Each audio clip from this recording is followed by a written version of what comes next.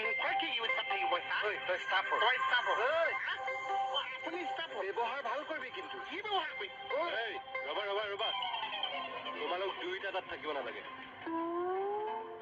সেইটো কেনেকে হ'ব ছাৰ ৰাতি ফটকে কম্পিউটাৰ কাম এটা ওলাল এতিয়া মোৰ বাহিৰে কম্পিউটাৰ কামটো কোনে কৰিব নিজৰ বুলি আজি যদি চাহখন খাবলৈ মন যায় গৰম পানীখন মোৰ বাহিৰে কোনে কৰি দিব চাহ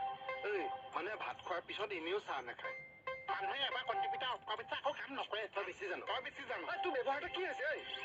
তোৰ ব্যৱহাৰটো কি আছে ৰ'ব কৈছো নে নাই দুইটাই মনে মনে থাকা